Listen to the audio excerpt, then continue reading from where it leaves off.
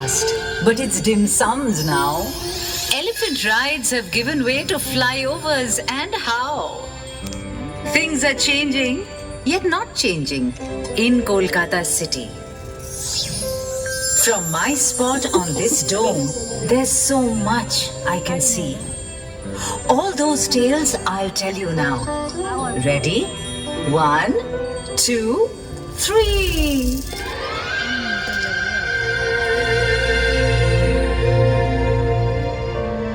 Once it was Patachitra, now they are making memes. My age is 3 or 400, with 1,000 themes. But though the girl's a decent sort, who knows what she'll say or not.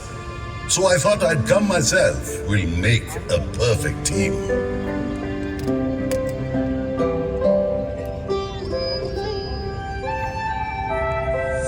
Behold this character, ladies and gentlemen. He used to wander around the spot where all of you are sitting now. It's a long way from Jurassic Park to Park Street. If that's where you want to begin, it'll take a 52-episode serial to get to mobile phones. I suggest you start with the familiar black and white. How about this then, sir? A car speeds out of 38/2 Elgin Road on the night of January 16th, 1941 and drives straight into the Bengali soul. No, Netaji Subhash Chandra Bose was already a resident of Kolkata soul. Don't forget, he became the mayor in 1930. As Congress president, he captured the soul of India as well. But yes, hoodwinking the British to make that grand escape, 3 or 4 different disguises, that was a pure thriller. On top of which, he's quite literally immortal. Kolkata hasn't had another superhero like him.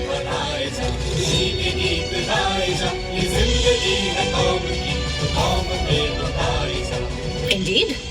Perhaps you would care to tell me then who Kolkata's greatest villain is? In that case, I'm going to name someone who has no name. No name. Meaning? Over 6 months in 1989, an unknown person murdered 13 homeless people sleeping on the streets at night. The media named him or her the Stone Man. Imagine starting with something so morbid. If you ask me, I think the greatest villain is Amitabh Bachchan. Amitabh Bachchan? Why? Isn't it obvious, sir? He worked in Kolkata, he acted on stage in Kolkata, but when it comes to films, he chose to go away to Mumbai. Why? Couldn't he have joined Bangla films instead? He'd have made such a romantic hero. By that logic, even Cliff Richard spent his childhood in Kolkata or in Howrah. He was such a wonderful singer, wasn't he? Had he stayed back, he could have been the one to start Jivanmukhi Gaan instead of Shuman Chatterjee. Oh, but wait! Wasn't Pele in Kolkata too? And Lionel Messi? He too, right? Look, I'm warning you. Don't you make fun of football. The daring young men of Mohan Bagan Club defeated the British team East Yorkshire Regiment 2-1 in the IFA Shield final. Just imagine! The country is ruled by the British, and here's a team composed entirely of Indians beating a British team. 1911 shines brightly in Kolkata's history. Really? But the Indian capital was taken away to Delhi that same year, wasn't it? I was the capital for 139 years before that. The so-called single most important city of British India. Oh, but that's nothing to be ashamed of. It's a matter of pride, in fact. The British just couldn't take the heat of the freedom movement in Kolkata anymore. So they decided to break Bengal into 2 halves in 1905. Lord Curzon was so rattled, he wrote in a letter that steps must be taken to dethrone Calcutta from its place as the center of successful intrigue. Don't you remember? It was here that the Nationalist Indian Association was founded under Surendranath Banerjee's leadership. The All India National Conference was set up here too, which gave birth to the Congress. No wonder the British used to call Surendranath Surrender Not. And they failed. They couldn't even partition Bengal as they had planned because of all the protests. Yes, that is why they shifted the capital 6 years later in a fit of rage. But you know what this proves? That you're a pulsating city, a living city, a city that raises its voice against what's wrong. Right. Which would one day be mockingly called the city of processions, and even a dying city. Never mind. People call you City of Joy too, don't they? And isn't it true that in the British era, you are known as the second city of the empire? Your place was just after London's. All that was only for money. Tax collections and jute sales alone yielded millions of rupees for them. I don't understand you, sir. If Kolkata is criticized, you seem the angriest man on the planet. But when it's praised, you're the first to say nasty things. I think all you want is an argument. Arguing is in my blood. Do you know why the first censorship laws in India were made? Well, let me tell you. When Girish Ghosh set up the National Theatre in this very city in 1872, his first production was Dinabandhu Mitro's Neel Dorpan. 3 years later, the group was touring the entire country. The play was being staged in Lucknow that evening. There was a scene in which Indian peasants began to beat up the brutal indigo plantation owner, with good reason, of course. Do you know what happened then? The British soldiers in the audience went on a rampage on the stage, destroying everything. The very next year, when the Prince of Wales visited Kolkata, the group promptly staged a satire about the grand welcome he was accorded, followed by another one about the cruel police commissioner. That was it. It was time for the dramatic performance act, the censor's sword. If you're sensible, you'll be censored, my dear sir. Look at James Hickey.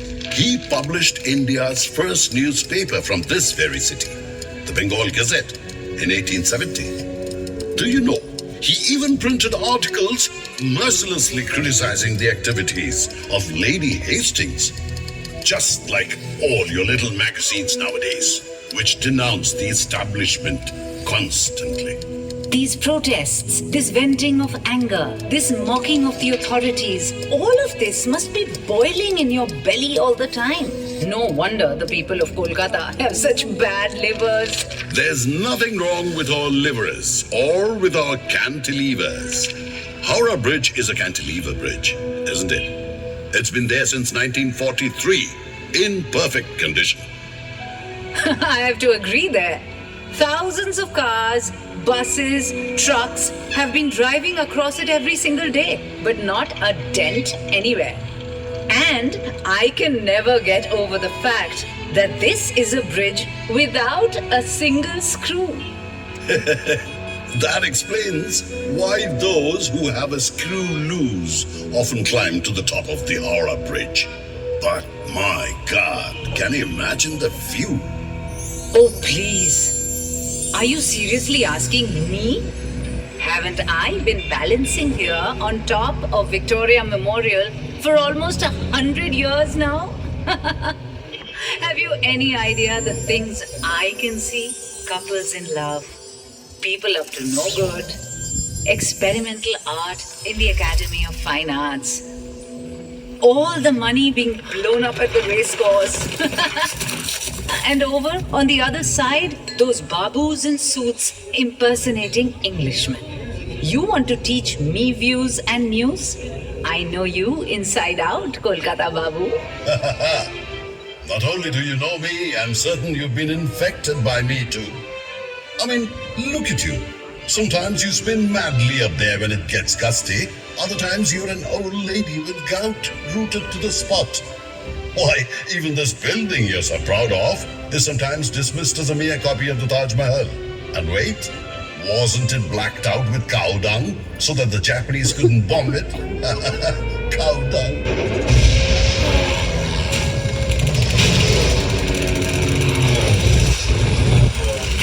nothing to laugh at. It's not like your face hasn't been blackened with shame either. Where was all your outrage when thousands of people were dying of starvation on your streets during that same Second World War? People would step over them daintily to go to work and to meet their friends. At home, they would put on the gramophone to drown the loud cries begging for scraps. Well, I admit it. Many things that ought to have been done were not done. But I will have you know, it's also true that free kitchens were opened in every neighborhood of Calcutta. Besides, the famine was a creation of the government, of politicians and bureaucrats. Winston Churchill cannot evade responsibility for the death of so many people. Do you know what he said about them? The starvation of anyhow underfed Bengalis is less serious than that of sturdy Greeks. How could he? Don't forget either that Nobano, Bijan Bhattacharya's brilliant play about the famine, was staged in this very city. Well, yes, I'll give you that. Leftist artists created the Indian People's Theatre Association, or IPTA as everyone called it, just a year earlier in 1942. I cannot even begin to count the number of jewels it produced in Kolkata.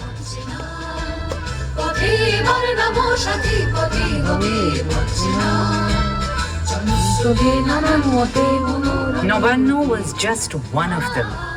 So many other memorable songs, plays, films, Utpal Dotto and Jyotirindranath Moitro, Devobrata Biswas and Sholil Chaudhary, all of them were dazzling diamonds from the IPTA mines, while Mrinal Sen was its spiritual disciple. So inspiring, using art as a weapon to transform society, to galvanize thousands of people with excellence and passion. It was like the chariot leading a magical revolution, traveling tirelessly. The famine of 76, known as Chiattore Monontor, which took place about 170 years before the one of 1943, was man-made too.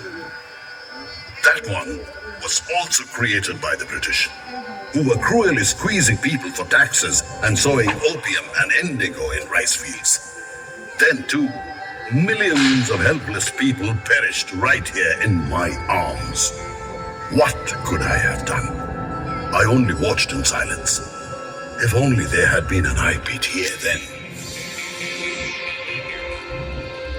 You are a strange one, sir. Sometimes you were wide awake, and then at other times you seemed fast asleep. Which of these two states were you in when the 19th century Babus were squandering their riches on the weddings of their pet cats, when they were bathing in rose water? Were you half asleep? Were you dozing?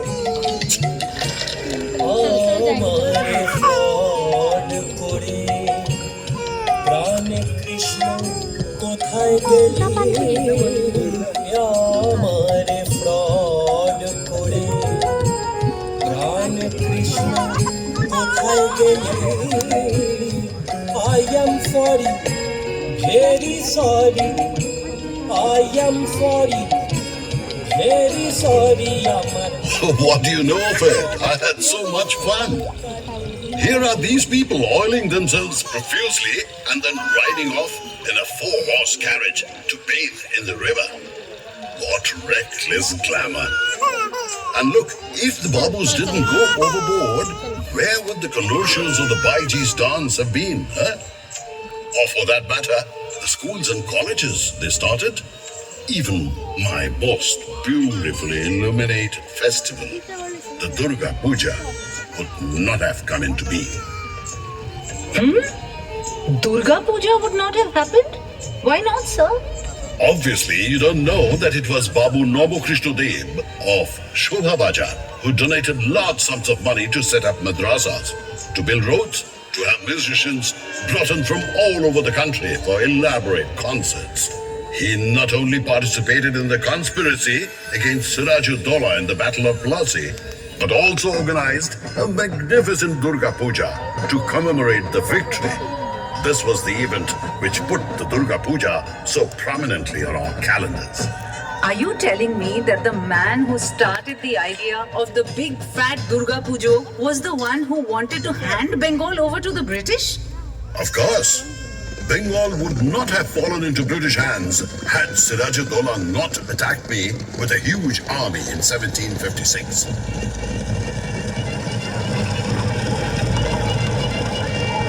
If he had not pounded the East India Company's forces into submission, the British wouldn't have dared declare war on a Nawab. I feel they would still have declared war. Just that the proper nouns would have been different.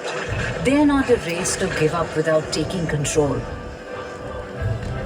The wheels began to turn as soon as the company's agent, Job Chanak, moored his boat here on August 24th, 1690 amidst torrential rain, and your history began to take shape. What you said is wrong on not one but two counts. Firstly, Kobi Konkon Mukunduram had written about me long before Chanak came into the picture. In fact, I was present even earlier in Bipradash Pipilai's Monoshamongol verses of 1495. Shabur Nurai Chaudhury's family were the zamindars of Calcutta well before the advent of the British. So, my history does not begin there. Secondly, can you say things necessarily took a turn for the worse with Chanak's arrival? No, you cannot. Ram Mohan Roy put an end to the practice of sati, but would he have succeeded without the assistance of Lord Bentinck?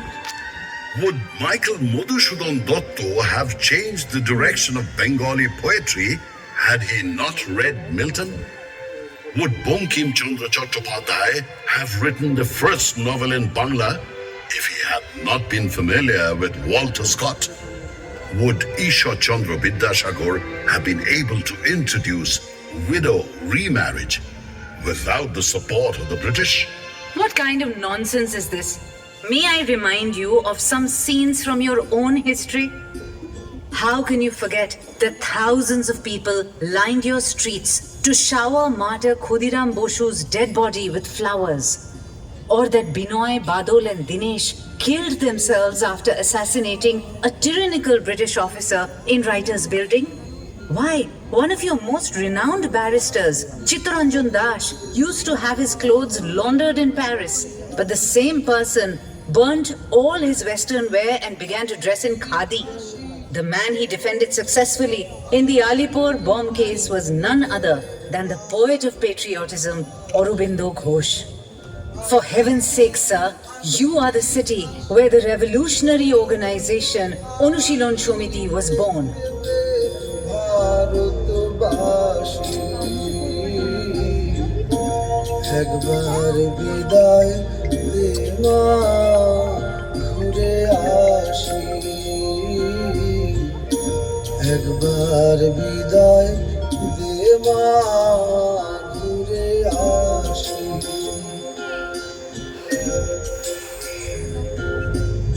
But of course, after all, the monument was erected in 1828 in memory of Commander David Ochterlony to commemorate the East India Company's victory in 2 battles, wasn't it?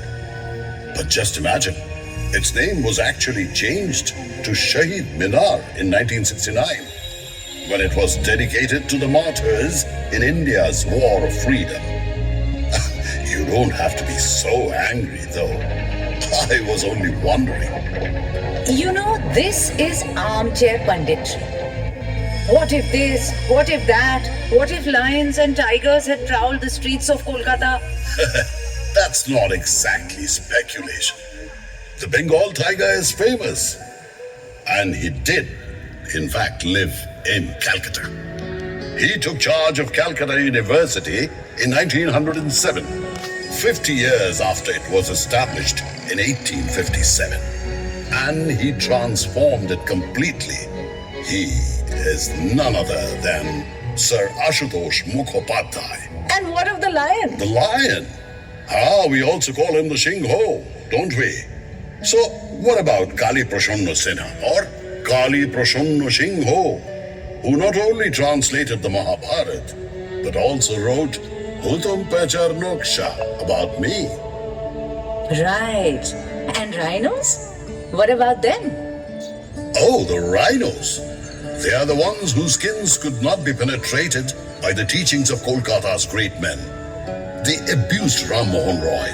And as for Vidyashagar, they made up satirical songs about him and sang them everywhere, which he tolerated, as it happens. Personally, I think these are the precise things that demonstrate how far ahead of the times these great men were. Vivekananda had to hear that he was no sage, for he visited the land of Christians and ate meat. And yet, it was he who made India proud with his speech in Chicago, right? His Guru Ramakrishna was even told he was illiterate. But he attracted the best minds with his natural wisdom and deep knowledge of religion. It was he who said, Joto mot, toto pot. There are as many methods as there are viewpoints. He was referring not just to different faiths, but also to the philosophy of Kolkata's flowing life. We don't care for criticism. Even Rabindranath Tagore had to take it. Apparently, all his writings are convoluted, and he founded Shantiniketan with unclear intentions, etc., etc. But his Nobel Prize is still the first line of my poetry of pride. I may have been displaced from the status of India's capital city in 1911, but just 2 years later came a crown whose luster is never to be diminished. The Nobel Committee said Rabindranath Tagore is being awarded the prize because of his profoundly sensitive, fresh and beautiful verse. He was the first Indian to get the Nobel. Oh, can you imagine? 6 Nobel laureates from one city and in 5 different fields at that. In 1902, Ronald Ross won the Nobel Prize for Medicine. 1930, the Nobel for Physics went to C.V. Raman, who conducted his research in Kolkata for the Raman effect. In 1979, Mother Teresa got the Nobel Peace Prize, and in 1998, Amartya Sen for economics. And in 2019, Abhijit Banerjee was awarded the Nobel for work done in the area of alleviating global poverty. Not that getting Nobel was the last word. Scientist Jagadish Chandra Bose may not have won it, but he shines bright in my sky. His genius stretched from the discovery of life in plants to the invention of the radio. Then there was Prafullo Chandra Rai, the first non-European to be honored with the Chemical Landmark Award by the Royal Chemical Society of England. There was Shotendranath Bosu, standard bearer of Bose-Einstein statistics, after whom the boson particle is named.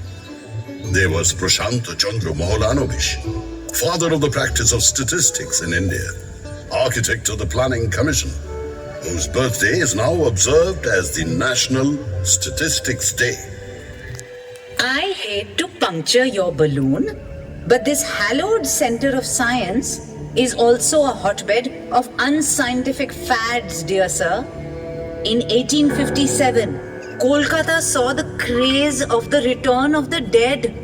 Some said all the people who have died this year will be back on the night of Kali Pujo. Others claimed, no, all those who have died in the past 10 years will be back on the 15th day of the month of Kartik. There was a commotion all over the city. Many people began to wait for their dead relatives. Songs were composed too. The dead people are back. I saw them floating in Ranaghat. Scrawny neck and swollen belly, wobbling like a lump of jelly. Guilty as charged. The 1979 rumors were no less sensational. The American satellite Skylab was going to collapse any day. People kept staring at the sky. Many of them actually walked around in helmets all day. Well, some pieces of Skylab did fall. But that was in Australia, in and around Perth and some other places. Nowhere near Calcutta. Oh, yeah, but the madness I remember best was when Ganesh began to drink one afternoon in 1995. Temple Ganeshas, calendar Ganeshas, hole-in-the-wall Ganeshas, no one was left out. Apparently, they were all drinking milk as though their lives depended on it. Everyone ran headlong to their nearest Ganeshas with milk. Being left out of this miracle would have meant falling short on their quota of good deeds. Ah, that's what we call Dhrubajyoti's phantom punch. Do you know him? Before your time, a 17-year-old Anglo-Indian, a mere boy, a teacher of English at Hindu College, who told the students, argue, validate, use your reason, challenge tradition. And his students, well, it's better to call them disciples, fanned out far and wide as young Bengal, trying to reform society. This too happened in Calcutta. Please, I am perfectly aware of the story. And just like they tried to shake up the Brahmin orthodoxy to reform society, you had the young men and women in the 1970s who tried to annihilate the system with their violent Naxal revolution. But this time, the reaction to bombs and bullets was much sharper because politics had become much more complex. It was truly awful. The nights were filled with the explosions of bombs and the rumble of police jeeps. God! And when the sun rose, I could see the corpses of all those brilliant young men floating along the Ganga. Gallons of fine hot blood was spilled on your body, Kolkata, and ideology and tradition were disguised in new masks. As we say, Jotomor Totopot. The Naxal revolution is a source of terror for some people and of romantic nostalgia for others. There are even sly smiles about the slogan, China's chairman is our chairman. But can you tell me why someone here would not be inspired by the Chinese leader? Kolkata is a center of global citizenship, isn't it? There. I agree. Hindu college is such a powerful statement of that. Imagine saying one must learn the English language, saying one must understand Western culture and meld it with one's own back then. Nowhere else in India could a school have been set up with these objectives. I can proudly say that in 1817, the British and the Bengalis joined hands to start an institution without which there would have been no Bengal Renaissance. True. Bengal Renaissance. It was beyond belief. I get exhausted just thinking about all that Tagore's alone did. They stuffed 10 geniuses into each member of the family. You have Dhrubajyoti Tagore translating Meghdutam from Sanskrit to Bangla, writing books on philosophy in Bangla, improvising a Bangla version of shorthand, and even writing a book on making boxes. You have Shotendranath, who not only becomes the first Indian ICS officer, but also takes his wife abroad in that day and age. Here's Jyotirindranath, music composer, painter, playwright, director, actor. Then there's Debendranath, dictating an entire book on the Brahmo faith in just 3 hours. Gaganendranath shows himself to be an artist extraordinaire, making cartoons as well as cubist paintings. And Abanindranath's drawings and stories both turn out to be wonders of Bengali culture.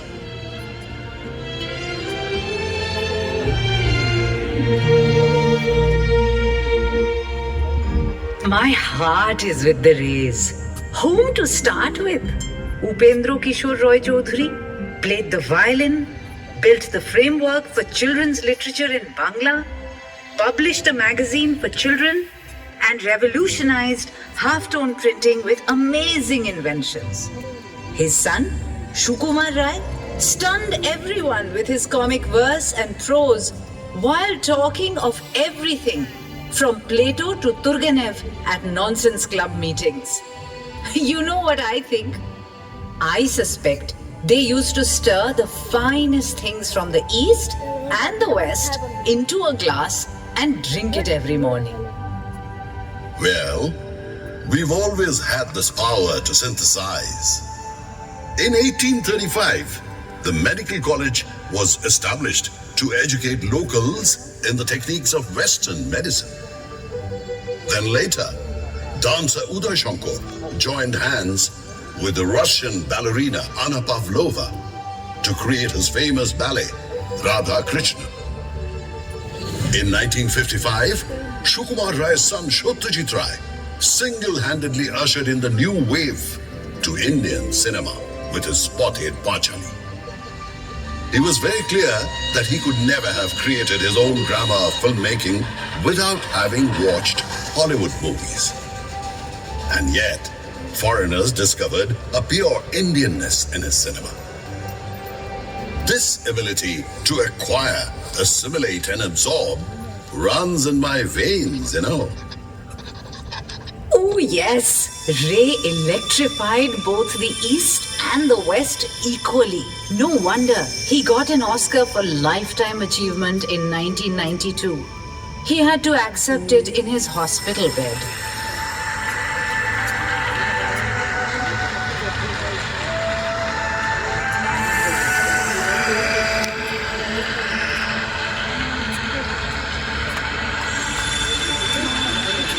But what you may not know is that earlier, the same year, Subrata Mitra received the Eastman Kodak Lifetime Achievement Award for Excellence in Cinematography. Who was Subrata Mitra, you may ask?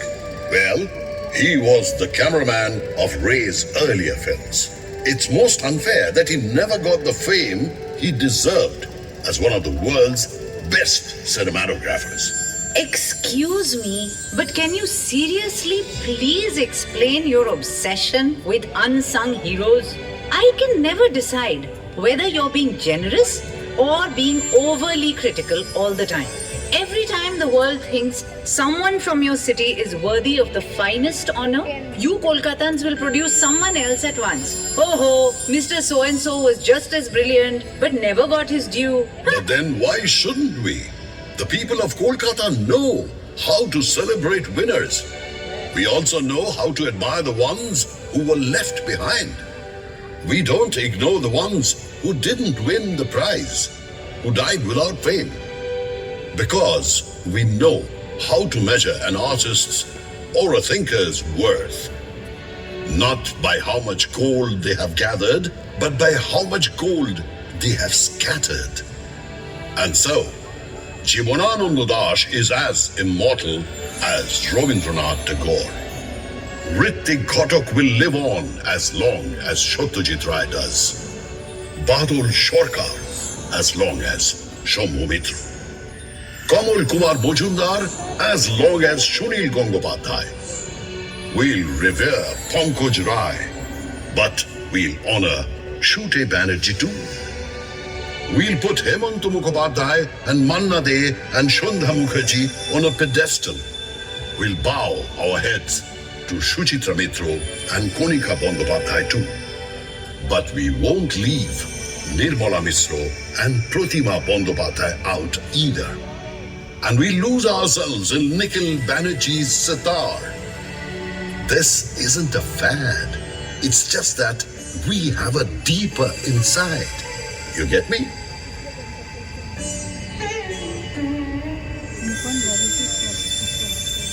But kindly tell me why this is applicable only to well-known people?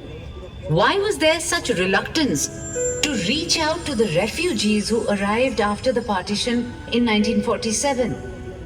They weren't winners either. Why all the contempt for them? Why so much neglect? That was only in the early days, you know. Well, I'm not denying that the feud between the migrants and the residents, the Bangal and the Goti, has really been bitter. Especially on the football field and at the dinner table. But there's no doubt that the two have come together completely now. There's no doubt either that left politics became an integral part of my DNA at one point. Why? Because it had accorded the refugees the respect they deserved, supporting them during their struggle for food and shelter.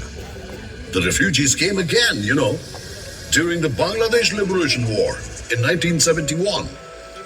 They still keep coming. Calcutta never turns anyone away. Yes, sooner or later Kolkata takes them out for a meal of kebabs or biryani. Those two things would never have come to Kolkata unless the city had offered sanctuary to another of those who didn't win. Meaning? And whom might you be talking of? Wajid Ali Shah, of course, the Nawab of Awadh.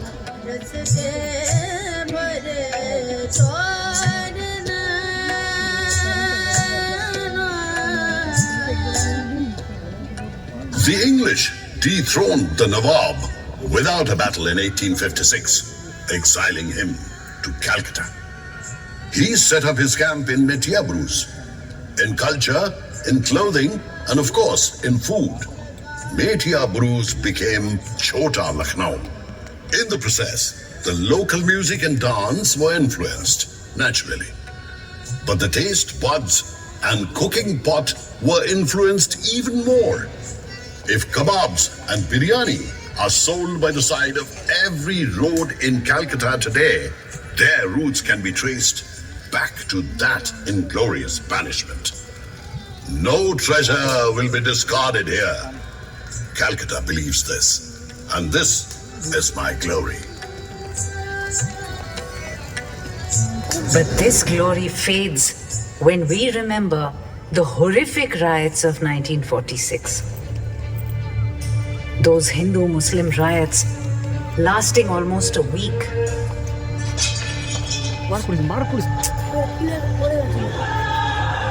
Of course, we hang our heads in shame. But then we also remember that many Hindu families gave shelter to Muslims, and that many Muslims saved the lives of their Hindu friends. Calcutta has always marched ahead with that very spirit. Never mind all that. Isn't the same quality evident when Ravi Shankar and Allah Rakha create unbelievable music together in a foreign land? Or when Birendra Krishna Bhadra's Mohishashur Mordini is chanted to the background of instruments played magically by Muslim musicians?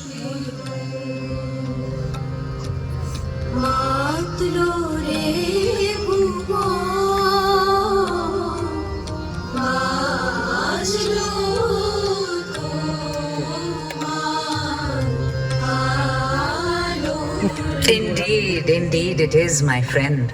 I am reminded of what magician P.C. Shorkar did once. The audience, had all turned up for his performance, but the magician was nowhere to be seen. 10 minutes had passed after the scheduled time of the show to be opened, and people were becoming impatient and restless. Suddenly, they heard someone say, "Here I am!" In utter surprise, they found Shorkar standing on the stage and saying, "Look, I'm on time. Take a look at your watches." And an astonished audience discovered that their watches had gone back 10 minutes. Nothing has changed. You are just like him. a master of mass hypnotism, navigating the space between the hands of the clock and of history, while people worship and taunt you alternately. But you hold your dazzling smile intact through everything that happens, announcing, "Here I am."